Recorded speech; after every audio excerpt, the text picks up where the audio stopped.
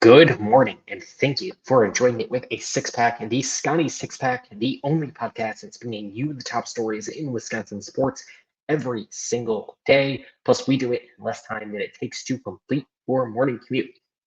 I am your host, Kedrick Summer, and you can follow me on Twitter or X or Threads, anywhere you hang out on the internet at Kedrick Summerus, and follow the podcast at Scotty Six Pack to get the latest updates in Wisconsin sports. If you're watching here on YouTube, or if you want to catch the podcast on YouTube, you can find us there by looking up Scotty Six Pack, smash the like button, smash the subscribe button. It helps us grow the show and continue the conversation with other Wisconsin sports fans.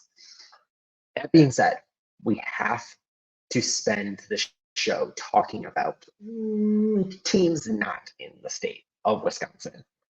We have some pretty interesting Aaron Rodgers news coming out of New York that we should talk about. Also, a bombshell report by Front Office Sports about PJ Fleck and the Minnesota Golden Gophers football team. Or is it the bombshell that publication wants us to think that it is? Before we get into that, the Milwaukee Brewers win yesterday to take the series over the Cincinnati Reds, absolutely dominating them for the season series overall, and bring their lead in the division back up to a game and a half. The Brewers win 3-0, have their 12th shutout on the season, and have a season-tying high 18 strikeouts tossed by their pitching staff. Freddie Peralta tossed 13 strikeouts, a really great performance by him in a year in which he has not been that great. Brewers, of course, have off today. Will start their series against the Atlanta Braves in Atlanta tomorrow. But let's talk about kind of the Green Bay Packers. Let's talk about Aaron Rodgers. And this is an important storyline for the Green Bay Packers for understanding the dynamic between Aaron Rodgers, the Green Bay Packers, and the front office, Brian Gutekunst, Mark Murphy, Matt LaFleur, because this, albeit is mainly an Aaron Rodgers story, is still a story about how things played out in the front office over the last 6 months, 12 months. Of course, going all the way back a couple of years. But the here and now of it is that Aaron Rodgers took a $35 million pay cut on his 2-year deal with the New York Jets. Aaron Rodgers, when he was traded, renegotiated his contract, reworked his contract in order to facilitate the deal from Green Bay to New York. After that, New York was left with a $107 million cap hit for the 2024 season, guaranteed for Aaron Rodgers. So it was always going to have to be the case that this contract was going to have to be reworked, restructured in a way that would give the Jets more flexibility around the Aaron Rodgers contract. However, what wasn't an inevitability was that Aaron Rodgers was going to reduce his guaranteed money from $110 million to $75 million.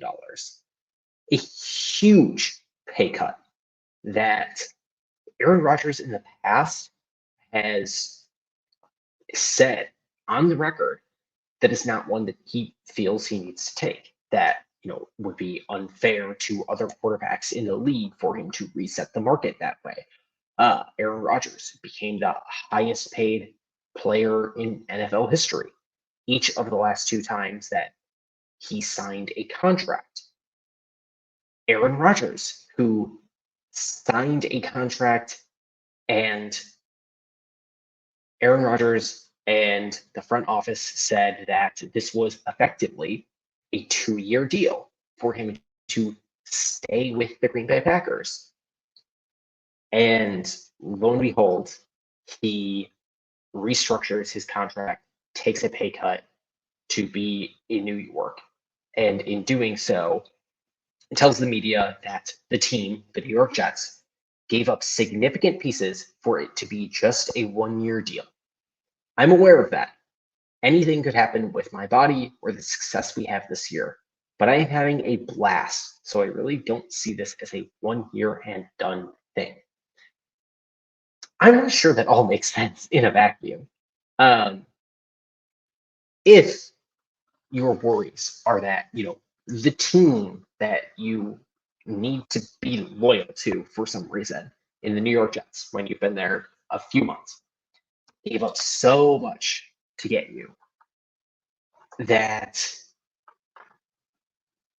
you need to restructure your contract to do it. It is odd to me because he had said the team gave up significant pieces for it to be just a 1 year deal. Aaron Rodgers goes into it with the understanding that it's just a 1 year deal.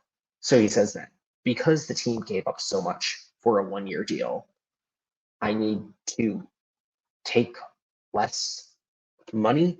I'm very confused how the logic is.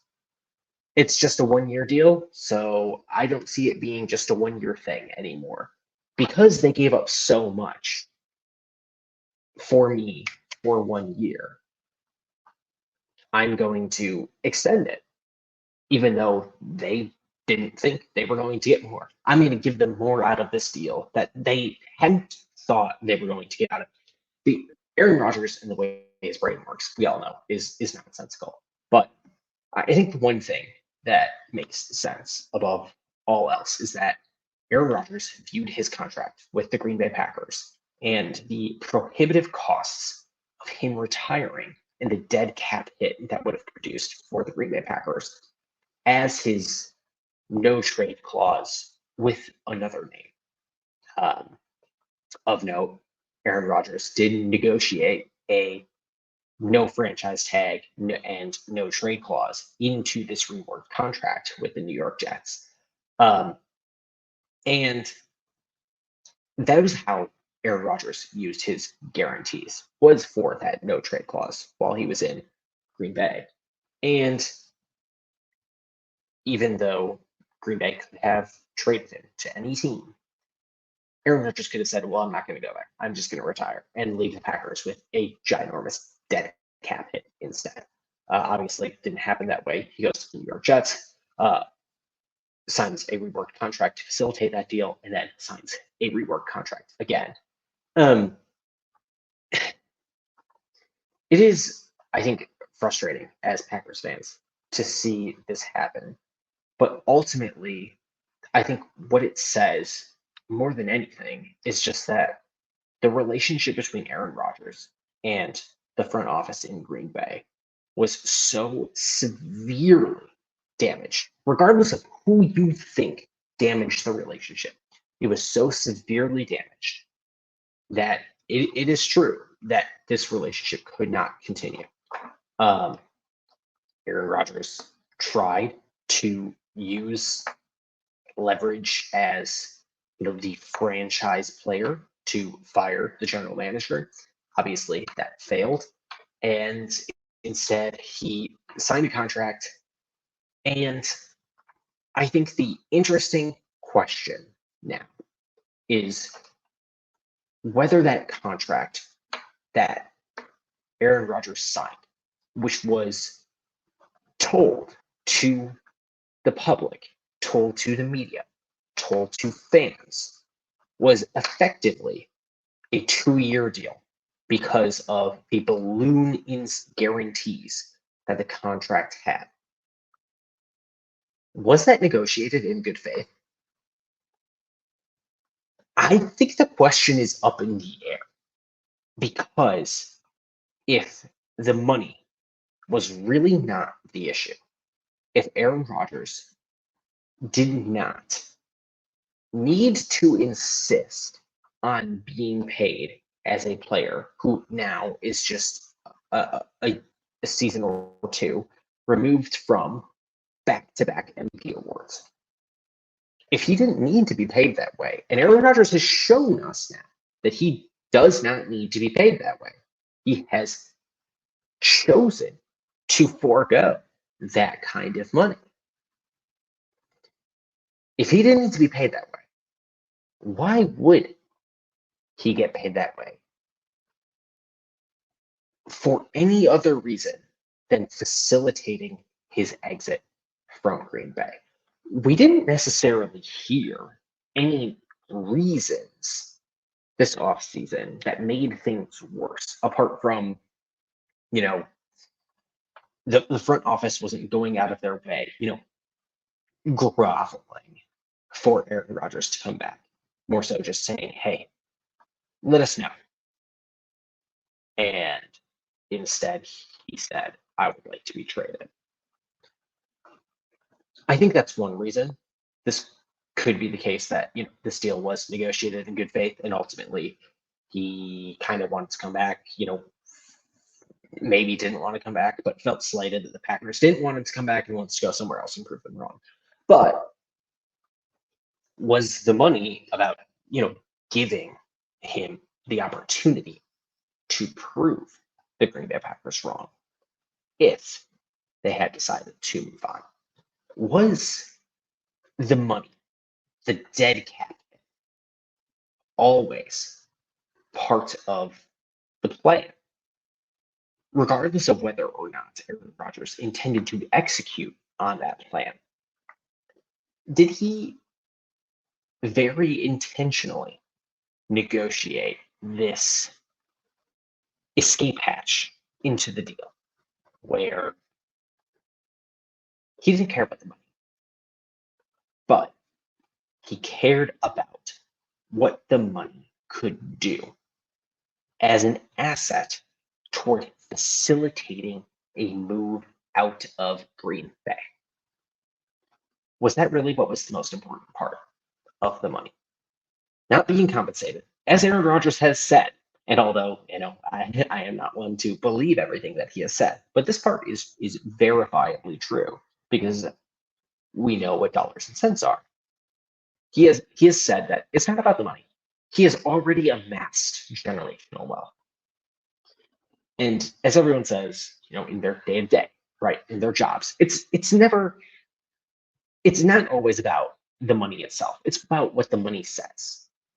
It's about being paid the highest paid quarterback in the NFL, the highest paid player in the NFL, highest paid player in the NBA, and what that says.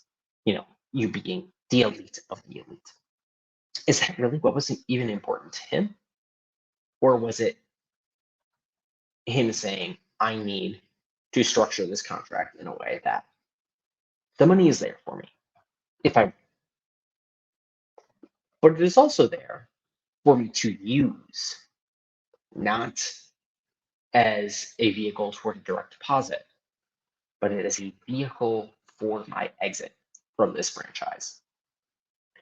And I think that, maybe seeing how Aaron Rodgers has taken that pay cut may make GMs and Brian Gutekunst more reticent towards structuring deals in a similar manner to what Aaron Rodgers got out of his last contract he negotiated in Green Bay. Before we move off of this subject, one thing to note is just the ridiculous capitulation that Adam Schefter made when confirming the reports of this deal today. Adam Schefter went on Twitter and talked about Aaron Rodgers voluntarily taking a $35 million pay cut and saying, no team sport player is thought to have revised his contract in such a team-focused way in the past.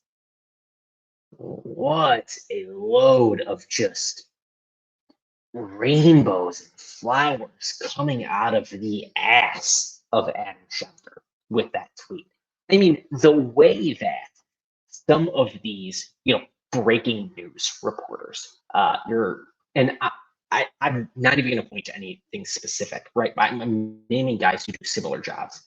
Adam Schefter's, Ian Rappaport's, Shams Charania, Woj. The way they have to capitulate to agents, to GMs, to players in order to get the scoop. Their job is all about being the first. It's all about being the first. And there's plenty of stuff out there about the lengths to which these reporters will go to be the first. But oh my goodness, it's just so obvious that no team sport player is thought to have revised his contract in such a team-focused way in the past that is agent talk, just written and spat out by a reporter. And it's gross. Like, I get it. This is your job. Everyone has a job. Everyone's got to do it. But like, oh man, sometimes have the smallest bit of integrity and focus around just a willingness to speak out without having to be a propaganda machine, right? Because that's all this is. It's in such a team focused way. You are allowing yourself to become the propaganda mongerer for Aaron Rodgers, and it's just gross. Anyway, if you are going to a Packers game this upcoming season, maybe you're going to New York Jets game this upcoming season. I don't care. You should buy tickets for that game on TickPick because TickPick is the #1 service that I use for all games that I want to attend.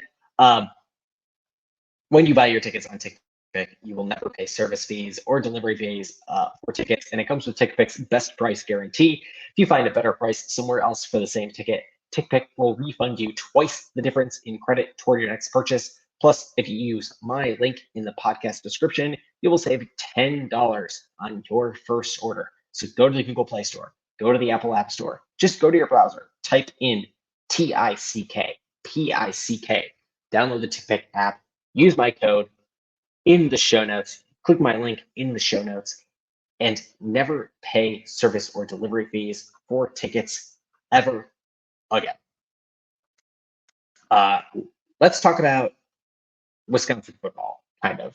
Let's talk about PJ Fleck, someone who is not my favorite person to talk about, but someone we should talk about because Front Office Sports released a report that details a number of allegations against the head coach of the Minnesota Golden Gophers football team. And the report consists of 6 players who are quoted anonymously, as well as a former member of the University Board of Regents. And that former member of the Board of Regents has had some significant qualms, reservations about how the University of Minnesota athletics department has operated in recent years. And those 6 anonymous players have come, with quotes, with concerns, and Front Office Sports makes it clear that, several of those players, unprompted, used the word cult when talking about PJ Fleck and the team he runs at the University of Minnesota after taking the job in January of 2017. There was a lot of Wisconsin Badgers fans, Wisconsin Badgers reporters, creators, influencery types, retweeting or discussing this report and being like, oh, I can't imagine that PJ Fleck, runs a toxic cult program, blah, blah, blah. Frankly, this report feels like nothing to me. And I don't like PJ Fleck. I think he's a dope. I am not the kind of guy who hears rowed a boat and wants to run through a brick wall for the guy. I wouldn't run on bubble wrap for him. He's not my type of guy. I don't get it. Apparently, some people do. It's fine. Um, but there's a lot of weird accusations in this report. Ultimately, you know, the term cult being used by multiple former players and former staff members to describe the row the boat culture. Sure, I get it. It is what the University of Minnesota has decided to drape themselves in when they hired PJ Fleck. But it is also just that's like fine. Um, it's weird. He's a weirdo. The report talks about players being forced to practice giving PJ Fleck ovations, standing ovations, extended applause whenever he enters the room. Also says that, players came to expect there was only one acceptable answer to when they were asked how they are doing, and that is, I'm elite, not doing well. I'm good. You know, I'm fine. The response is, oh, you're not elite? That's weird. PJ Fleck also apparently, and there was front office sports actually was able to obtain a copy of I think at least sections of this binder. Yes, several pages of this binder. A 3-ring binder. Players were required to memorize, and in which they were tested, where there were several acronyms and terms and mantras that players needed to remember, be able to recite on command, things like hyper, spelled HYPRR, which stands for how, yours, process, result, response, or fist, family invested, same time, keep it tight. I don't know where keep it tight comes from. Um, but it's weird. It's weird, you know, mantras, PJ Fleck dogmas that I don't think anybody who sees PJ Fleck and how he acts in public, in front of the cameras, is anywhere near surprised at this type of behavior. And it's not that these behaviors are criminal, are, below the fold. There's only two things really in this report that are somewhat concerning. And one is that multiple players say that the team had what they called a Fleck bank, in which teams in which players accrue coins for their Fleck bank by participating in volunteer activities or praying with PJ Fleck, um, among other things. And if they had enough cash in their Fleck bank, they were able to get away with positive drug tests. And this wasn't like performance enhancing drugs. It was, I think, what the front office sports article describes as street drugs. Um, get away with them, not have to go towards university review, um, which would typically be the athletic department policy. And although, this it does not seem like an equitable use of the university's drug policy, it's not necessarily a huge issue. Like, drugs are dangerous, don't do drugs. But also, at a certain point, these are adults assuming a certain level of risk. And if PJ Fleck wants to reward them for doing volunteer activities by letting them get away with positive drug test results. Like, I don't think that's destroying the sanctity of competition in college football or really harming or doing damage to the well being of student athletes. It's just weird and probably not the right thing to do, but not something that I think anybody would expect a head coach in 2023 to be fired over. The other more concerning part to me is that there were some allegations that players felt rushed to return from injury or didn't have their injuries treated appropriately. However, a lot of this part of the report gets tied up into a larger review of the athletic department and how incidents in the athletic department were handled, with players being rushed back from injury. And the previous report done in 2018, in September of 2018, mind you, states, or sorry, that's a different review, but says that there were some incidents. It was not necessarily all within the football program, um, but some incidents in which players may have been rushed back from injury, but by and large, athletic trainers were able to, independently do their recovery treatments for players. And this being lumped into the athletic department altogether, there was actually a review made.